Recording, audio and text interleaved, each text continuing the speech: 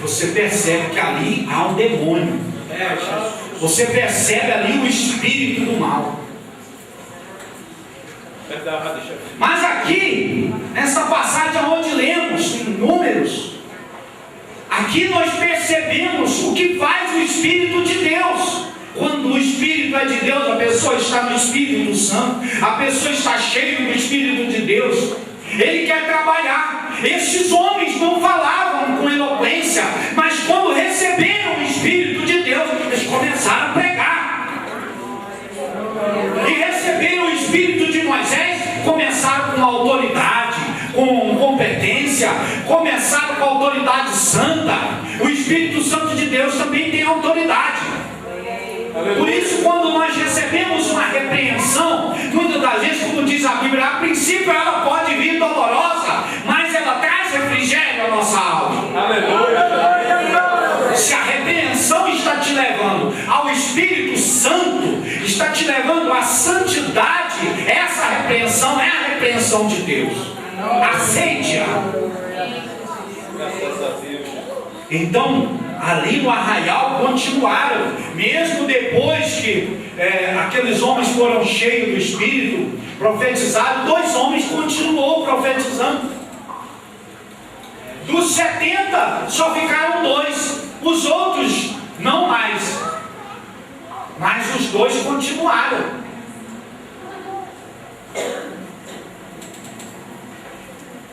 E eles receberam o Espírito de Deus. Glória a Deus, aleluia. Ali com certeza eles mudaram o semblante, eles mudaram a maneira e começaram a falar de Deus e falar por Deus. Aleluia. Amém. Se estamos vendo, tem alguém que está pregando a verdade, está falando a verdade, está anunciando a verdade, está querendo te levar a Cristo, essa pessoa está com o Espírito de Deus.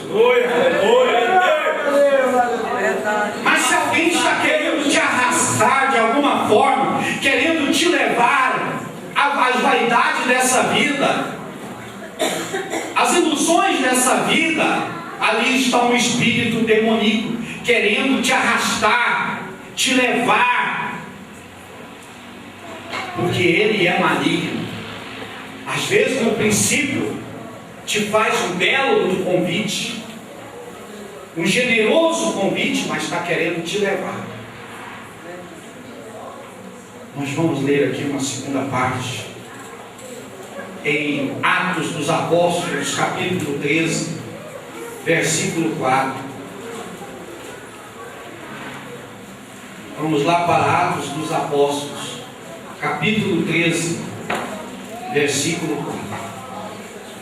Olha o que o espírito maligno faz tentando te arrastar, tentando te levar. Às vezes é o seu amigo, pode ser o seu amigo. Você acha, não, mas fulano é meu amigo tantos anos, mas ele está com o espírito. Qual o espírito dele? Temos que examinar o espírito. Qual o espírito é o dele? Se é um espírito demoníaco, é claro, nós vamos ter cuidado com ele. Não é desprezar também a pessoa, porque ele pode ser salvo por você. Certo? Não é distanciar da pessoa com acepção, não. Você tem que ver que ali há uma pessoa escravizada e Cristo veio para libertar os cativos. Você pode até repreendê-lo, mas não abandoná-lo e deixar de amá-lo. Atos dos Apóstolos, capítulo 13, a partir do versículo 6. Havendo atravessado a ilha até Pafos, acharam um certo judeu mágico, falso profeta, chamado Bar-Jesus, o qual estava com o procônsul Sérgio Paulo, varão prudente. Este, chamando a si Barnabé e Saulo, procurava muito ouvir a palavra de Deus, mas resistia-lhe Elimas, o encantador, porque assim se interpreta o seu nome, procurando apartar a fé ao procônsul. O procônsul queria, no seu espírito de homem natural, alcançar, ouvir o Espírito Santo de Deus, buscar a Deus, mas Elimas, o encantador, que era seu amigo, acompanhante, tentava lhe tirar de ouvir os dois discípulos de Cristo, os dois homens de Deus. E ele tentava de alguma forma lhe persuadir para que ele não ouvisse os discípulos de Deus. Versículo 9: todavia Saulo, que também se chamava Paulo, cheio do Espírito Santo e fixando os olhos nele, disse: ó filho do diabo, cheio de todo engano e de toda malícia, inimigo de toda a justiça, não cessará de perturbar os retos caminhos do Senhor? Eis aí, pois, agora contra ti a mão do Senhor, e ficará cego, sem ver o sol por algum tempo. No mesmo instante a escuridão e as trevas caíram sobre ele, e andando à roda buscava quem guiasse-o pela mão. Então o procônsul, vendo o que havia acontecido, creu maravilhado da doutrina do Senhor.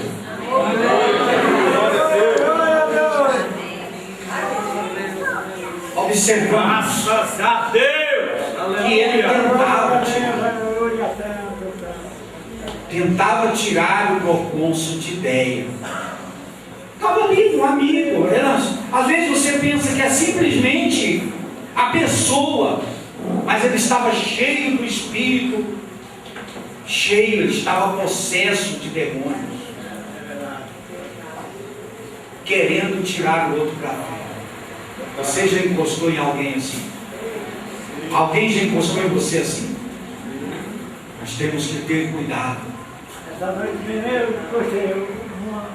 Muitas vezes, até o jeito da pessoa falar, você acha que é simplesmente o espírito natural do homem. Uma certa arrogância, ironia, pessimismo, falta de fé. Isso tudo revela o comportamento de um homem com espírito maligno. E às vezes a pessoa não acredita. Quando Jesus expulsou o demônio, Marcos 1, Jesus expulsou o demônio. Vocês observam que ele questionou, ele ficou irado. Marcos, no primeiro capítulo de Marcos, observamos, primeiro capítulo de Marcos, versículo 21. Entraram em Cafarnaum, e logo no sábado, indo ele à sinagoga, ali ensinava, e maravilhava-se da sua doutrina, porque o ensinava como tendo autoridade, não como os escribas. E estava na sinagoga deles um homem com um espírito imundo, o qual exclamou dizendo: que temos nós contigo, Jesus Nazaré? Vieste destruir-nos? Bem sei que és o Santo de Deus. E repreendeu Jesus dizendo: cala-te, sai dele. Será que jeito que você imagina que esse homem falou? Será que jeito? Às vezes, nós imaginamos assim, lemos, né? Imaginamos que ele deve ter falado: que temos nós contigo. E às vezes não foi assim, porque eu já presenciei Satanás falar naturalmente na boca de uma pessoa, naturalmente, mas porém um jeito que você conhece, a maneira. Olha para você ver, ainda que esse homem tenha falado de uma maneira, um tom de voz natural: que temos contigo? Que temos contigo, Jesus Nazaré? Vieste destruir-nos? Bem sei quem és, o Santo de Deus.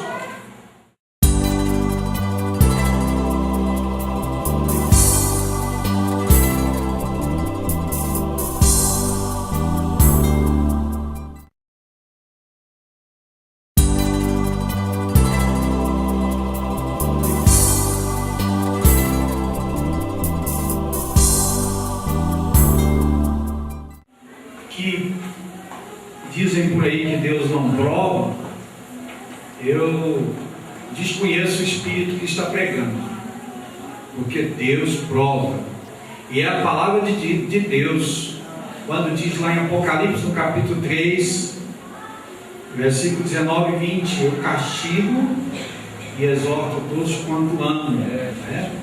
O castigo vem à prova, é um teste. Se o castigo de Deus é uma prova, como se eu dissesse, eu provo, e exorto todos quanto amo. Porque se é um castigo, é uma prova. Amém? Esse castigo pode ser, às vezes, pode nos deixar aí, às vezes, com uma luta, pelo um período, pode ser um castigo de Deus, certo? Há outros tipos de castigo de Deus. Há um castigo mais severo, mais duro. Deus às vezes se aplica na pessoa, mas para mudança, para com isso praticar a sua justiça. Então Deus aplica às vezes um castigo mais severo, mas é porque Ele ama. Não é porque Deus não é amor que Ele aplicou o castigo severo, o castigo duro, rígido, que Ele deixou de amar. Mas se Ele aplicou um castigo em nós, é porque Ele nos ama. Ele quer ver, através daquele castigo, a salvação da nossa alma, de almas de pessoas que nos cercam. Então Deus faz essas coisas, e muito além do que nós imaginamos. Então como devemos nos comportar diante de Deus? Amar Ele acima de todas as coisas. Amém? É o primeiro grande mandamento, porque estando amando a Deus sobre todas as coisas, realmente acima de qualquer coisa, realmente, acima de nossas lutas, de sofrimento, de qualquer tristeza ou alegria, na prosperidade ou na adversidade, amar a Deus, amém? Sobre todas essas coisas, certo? Se mesmo que para morrer, mesmo que estivermos com uma doença que achamos que é para a morte, nós temos que amar a Deus acima de qualquer coisa. Mesmo assim, amar a Deus, nunca murmurar, certo? Nunca murmurar a Deus, nunca reclamar de Deus, somente agradecer.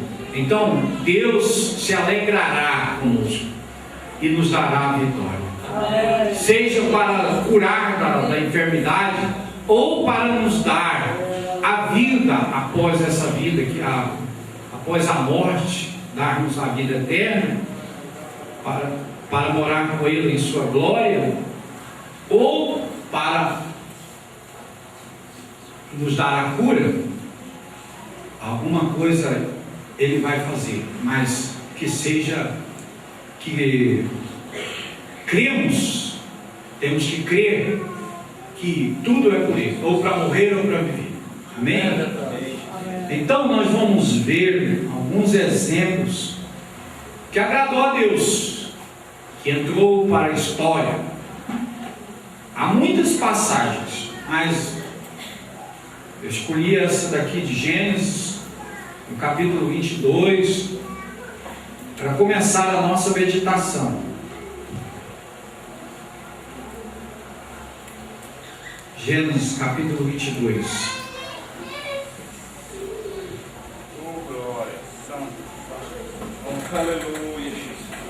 É o primeiro livro das Escrituras Sagradas, capítulo 22. E aconteceu depois destas coisas que tentou Deus a Abraão e disse-lhe: Abraão, e ele disse: eis-me aqui. E disse: toma agora o teu filho, teu único filho, Isaque, a quem amas, e vai-te à terra de Moriá, e oferece ali em holocausto sobre uma das montanhas que eu te direi. Então se levantou Abraão pela manhã, de madrugada, e abordou o seu jumento, e tomou consigo 2 de seus moços, e Isaque, seu filho, e fendeu lenha para o holocausto, levantou-se e foi ao lugar que Deus lhe dissera.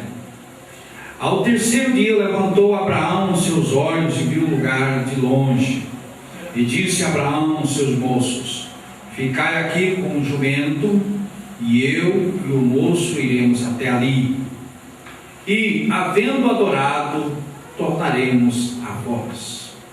E tomou Abraão a lenha do holocausto e pô-la sobre Isaque, seu filho, e ele tomou o fogo e o cutelo na tua mão, e foram ambos juntos. Então falou Isaque a Abraão, seu pai, e disse: meu pai. E ele disse: eis-me aqui, meu filho. E ele disse: eis-me aqui, meu filho. E ele disse: eis aqui o fogo e a lenha, mas onde está o cordeiro para o holocausto? E disse Abraão: Deus proverá para si o cordeiro para o holocausto, meu filho. Assim caminharam ambos juntos e vieram ao lugar que Deus lhe dissera. E edificou Abraão ali um altar e pôs em ordem a lenha. Amarrou Isaque seu filho e deitou sobre o altar em cima da lenha. E estendeu Abraão a sua mão e tomou o cutelo para imolar o seu filho. Mas o anjo do Senhor lhe bradou desde o céu e disse: Abraão, Abraão. E ele disse: eis-me aqui. Então disse: não estendas a tua mão sobre o moço e não lhe faças nada, porquanto agora sei que temes a Deus e não me negaste o teu filho, o teu único. Amém, irmãos? Paramos. Meu Deus, foi grande a fé deste homem. Meu Deus, como alegrou a Deus este homem. Como este homem alegrou a Deus. Uma tristeza tão grande. Eu creio um momento agonizante para Abraão.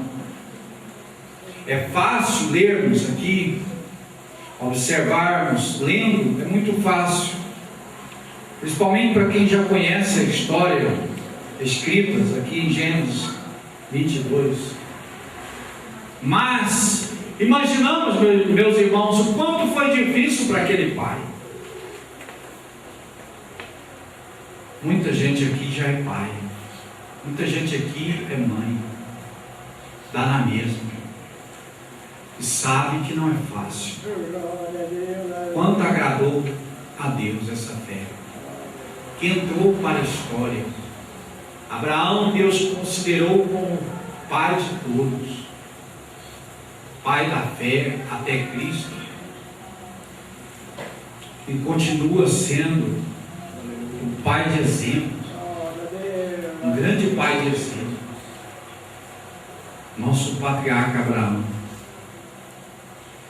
Meu Deus, imaginamos hoje, será que eu teria essa fé? Como agiria eu diante de Deus? Mesmo ouvindo a voz de Deus, como agiria eu? Imaginamos, será que agradaríamos a Deus assim? Mas também, graças a Deus, ficamos pensando, será que algum dia Deus me provou dessa maneira? Eu sei que não foi fácil para Abraão. E eu sei que muitas provas Deus nos coloca que não é fácil realmente.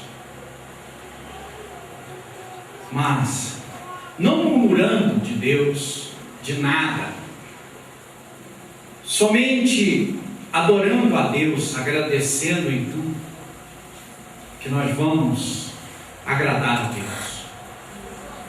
Não vamos correr o risco de sermos reprovados por Deus. É não murmurando. O povo de Israel, quando saiu do Egito, liderado por Moisés, olha, aquele povo morreram, aqueles que saíram do Egito morreram todos no deserto. Chegaram somente Moisés, chegou até a beira do rio. Josué e Caleb atravessaram o rio. Mas a descendência de Israel é que atravessou o Jordão. Glória a Deus! Porque os velhos morreram por falta de conhecimento.